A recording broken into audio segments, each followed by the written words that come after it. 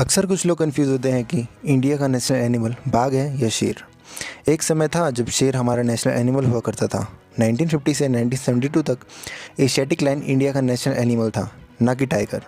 इसको चेंज बस इसीलिए किया गया क्योंकि प्रेजेंट टाइम में एशियाटिक लायन सिर्फ गुजरात के गिर नेशनल पार्क और उसके एरिया में पाए जाते हैं। तो एक ऐसा जानवर जो सिर्फ एक ही राज्य तक सीमित हो, उसे नेशनल एनिमल बनाना इंडियन बोर्ड को सही नहीं लगा। इसीलिए उन्होंने बंगाल टाइगर, जो कि भारत के 16 राज्यों तक पाया जाता था, उसे नेशनल एनिमल चुना।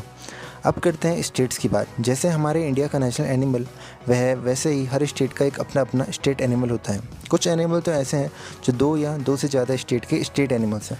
तो सबसे पहले बात करते हैं अपने पुराने नेशनल एनिमल की, द एशियाटिक लायन। एक समय था जब ये लायन वेस्टर्न एशिया और मिडिल ईस्ट में ही पाए जाते थे, बट आज ये लायन सिर्फ इंडिया में है और जून 2020 में इनकी जनसंख्या मात्र 674 थी और आज IUCN इनमें ये इंडेंजर्ड स्पीसीज़ में शामिल करता है। अगर हम इस लायन के महत्व की बात करें तो ये लायन हमको इंडिया के एम्बलम में दिखाई पड़ता है और साथ ही में श्रीलंका के नेशनल फ्लैग में भी दिखाई पड़ता है। अब बात करते हैं गिलहरी की, जिसे इंडियन जायंट स्क्विरल भी कहा जाता है और मराठी में शिखारू। ये महाराष्ट्र का स्टेट एनिमल है। IUCN इसे लीस्ट कंसर्न स्पीसीज़ में शामिल करता है। ये गिलहरी जनरली इंडिया में वेस्टर्न घाट्स, ईस्टर्न घाट्स और सतपुरा रेंज में पाई जाती है। तीसरे नंबर पे जो हमारा एनिमल है उसका नाम है फिशिंग कैट। इन कैट्स का साइज जनरली नॉर्मल कैट से डबल होता है और ये वेस्ट बंगाल का नेशनल स्टेट एनिमल है। ये कैट साउथ एशिया और साउथ ईस्ट एशिया में भी जनरली पाई जाती है और ये जनरली गीली जगह पर पाई जाती हैं, जैसे मैंग्रोव फॉरेस्ट और ऑक्सबाउ लेक्स। वेस्ट बंगाल के बाद अब बात करते हैं उसके पड़ोसी उड़ीसा की, जिसका स्टेट एनिमल है सांबार डियर।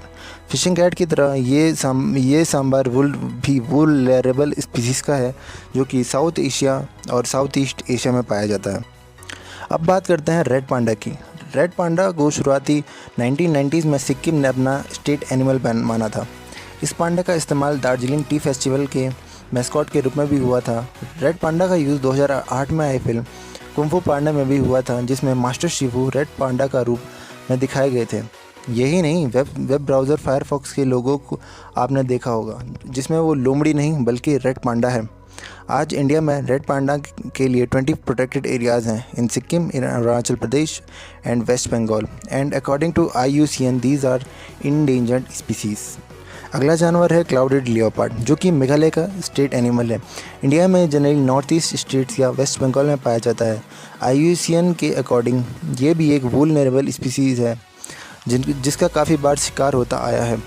इसके दांतों और स्किन्स की इलीगल ट्रेडिंग होती रहती है, जिसकी वजह से आज ये लियोपार्ड वियतनाम, इंडोनेशिया और म्यांमार जैसे देशों में एक्सटिंक्ट हो चुका है। अब बात करते हैं एक और ऐसी वुलनरेबल स्पीसीज़ की, जिसका नाम है गायल और मिथुन, जो कि अरुणाचल प्रदेश और नागालैंड दोनों ही स्टेट एनिमल है। ये जानवर अरुणाचल प्रदेश की सोशल लाइफ में काफ़ी महत्व देती है। कहते हैं जब तक लड़के वाले लड़की के घर वालों को एटलीस्ट एक गायल ना दे दें, तब तक शादी फिक्स नहीं हो पाती है। तो इसी का एक सिमिलर एक जानवर है, उसका नाम है गौर, जो कि बिहार और गोवा दोनों का ही स्टेट एनिमल है। दिखने में ये गायल जैसे दिखते हैं, बट उससे थोड़ा अलग होते हैं। ये भी एक वुलनरेबल स्पीसीज़ में आते हैं।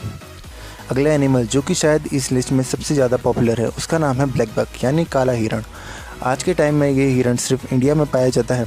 हिंदू मान्यता के अनुसार वायु और चंद्र का यह एक वाहन था और तमिलनाडु में इसे देवी कौरावाई का वाहन माना जाता है। IUCN के अनुसार ये हिरण लीस्ट कंसर्न कैटेगरी में आज माना जाता है, लेकिन इंडिया में इस जानवर का शिकार करना कानूनन अपराध है। सन 2018 में बॉलीवुड अभिनेता सलमान खान को इस हिरण का शिकार करने के जुर्म में 5 साल की सज़ा सुनाई गई थी। आज ये जानवर आंध्र प्रदेश और हरियाणा जैसे स्टेट्स का स्टेट एनिमल है। अब बात करते हैं वाइल्ड वाटर बफेलो की, जो कि छत्तीसगढ़ का स्टेट एनिमल है और IUCN इस स्पीसीज़ को भी इंडेंजर्ड स्पीसीज़ कंसीडर करता है। लास्ट 3 जनरेशन की बात करें तो इसकी पॉपुलेशन एकदम आधी हो चुकी है because of disease and parasite, interbreeding and mainly by hunting. बात करते हैं कस्तूरी मृग की या हिमालयन मस्क डियर की। 1986 में इन मृग की संख्या 30,000 थी, जो आज 5,000 से भी कम हो गई है। 1980s में चाइना, जापान और फ्रांस में इंडियर की काफ़ी मांग थी। वो इंडियर का यूज़ परफ्यूम बनाने में करते थे। यही वजह है कि आज इनकी जनसंख्या काफ़ी कम रह गई है और इसका नतीजा यह है कि आज ये एक इंडेंजर्ड स्पीसीज़ है और आज ये उत्तराखंड का स्टेट एनिमल है। पहले ये एनिमल हिमाचल प्रदेश का स्टेट एनिमल भी हुआ करता था, जिसने स्नो लेपर्ड से इसे 2007 में रिप्लेस कर दिया था। तो अब बात इसी स्नो लेपर्ड की करते हैं, जो आज के टाइम में एशिया में पाया जाता है। इंडिया में स्नो लेपर्ड सिर्फ natural park of wild life sanctuary में ही दिखाई पड़ते हैं, या बहुत कम ऐसा होता है कि वो स्नो में दिखाई पड़े। भारत में इनकी जनसंख्या 600 से भी कम है, इसीलिए ये स्पीसीज़ आज एक इंडेंजर्ड स्पीसीज़ है। तो अब बात करते हैं तमिलनाडु के स्टेट एनिमल की, जिसका नाम है नीलगिरी तार। तमिल में इसे वराई अदू भी कहते हैं या लोकल इसे शोलास भी कहते हैं। ये भी एक इंडेंजर्ड स्पीसीज़ है। इनकी आबादी भी पहले वेस्टर्न घाट्स में काफ़ी हुआ करती थी, लेकिन आज शिकार करने की वजह से आज इनकी जनसंख्या काफ़ी कम हो गई है। अगला जानवर है चितल, जिसे स्पॉटेड डियर भी कहते हैं। और क्यों कहते हैं ये आप इसको देख के ही समझ सकते हैं। तेलंगाना का ये स्टेट एनिमल है। ये एनिमल इंडिया के वाइड रेंज में पाया जाता है और ये डियर जनरली इंडियन पेनिनसुला के फॉरेस्टेड एरिया में पाया जाता है। IUCN इसे लीस्ट कंसर्न कैटेगरी में शामिल करता है। तो बात एक और डियर स्पीसीज़ की करते हैं, जो कि मध्य प्रदेश और उत्तर प्रदेश दोनों का ही स्टेट एनिमल है। ये डियर बाकी डियर से अलग होता है क्योंकि इसके सींग पर 10 से 14 तक ब्रांचेज होती हैं। यही वजह है कि इसे 12 सिंगा भी कहा जाता है और ये स्पीसीज आज इंडिया में भी वुल्नरेबल है। अब बात करें एक और डियर की, तो ये डियर मणिपुर का स्टेट एनिमल है। इस डियर के बारे में एक ख़ास बात यह करें तो ये डियर अपने बिहेवियर के लिए जाना जाता है। ये डियर भागते भागते एक जगह पर खड़े हो जाता है, मानो किसी का इंतज़ार कर रहा हो। यही वजह है इसका नाम संगाई है, जिसका अर्थ होता है एनिमल अवेटिंग। और हाँ, ये भी एक इंडेंजर्ड स्पीसीज़ है। अगला जानवर एक क्रॉस ब्रीड है, जो कि हिमालयज़ में पाया जाता है। ये एक गोट और एक गधे का क्रॉस ब्रीड है और कभी कभी एक गाय का भी क्रॉस ब्रीड माना जाता है। और ये मिज़ोरम का स्टेट एनिमल है और इसका नाम हिमालयन शेरो है। अब बात करते हैं खास गैंडे की, जिसे आपने कभी ना कभी पिक्चर्स में देखा ही होगा, the great Indian rhinoceros, one horn rhinoceros. ऐसा नहीं है कि ये गैंडा सींग के साथ ही जन्म लेता है। दरअसल न्यूबॉर्न बेबी राइनो में भी एक छोटी सी सींग होती है और नाखून की लंबाई के बराबर ये बढ़ती रहती है और बढ़ती रहती है। जब ये गैंडा 6 साल का हो जाता है तो ये पूरी तरह से इसकी सींग शो होने लगती है। 70% इंडियन राइनोसरस अकेले काजीरंगा नेशनल पार्क में ही दिखाई पड़ते हैं। बाकी 30% जनरली वेस्ट बंगाल, यूपी और बिहार और नेपाल में भी दिखाई पड़ते हैं। नो सरप्राइजिंग, ये स्पीसीज़ भी एक वुल्नरेबल स्पीसीज़ है और असम का ही स्टेट एनिमल है। तो अब बात करते हैं त्रिपुरा के त्रिपुरा के स्टेट एनिमल के, पायरेस लंगूर, जो कि इंडिया, बांग्लादेश, म्यांमार, थाईलैंड, लाओ, वियतनाम एंड चाइना में पाया जाता है। जनरली ये लंगूर पेड़ में लीफ खाते हुए ही दिखाई देता है। IUCN के हिसाब से ये स्पीसीज़ भी इंडेंजर्ड स्पीसीज़ है। इस लिस्ट में आखिरी नाम है गजराज का, यानी द इंडियन एलिफेंट का। कर्नाटक की बात करें तो कर्नाटक में इंडियन एलिफेंट की जनसंख्या सबसे ज़्यादा है। और अगर हम केरला की बात करें तो वहाँ इनका यूज़ काफ़ी डोमेस्टिक पर्पज़ के लिए किया जाता है। वहाँ लगभग 700 डोमेस्टिक एलिफेंट्स हैं, जो कि ज़्यादातर टेम्पल्स या इंडिविजुअल्स के पास होते हैं। इसका इस्तेमाल चर्च और मंदिरों में सेरेमनीज़ के तौर पर होता है। स्टेट एनिमल होने के नाते केरला के एम्बलम पर भी ये हाथी दिखाई पड़ता है।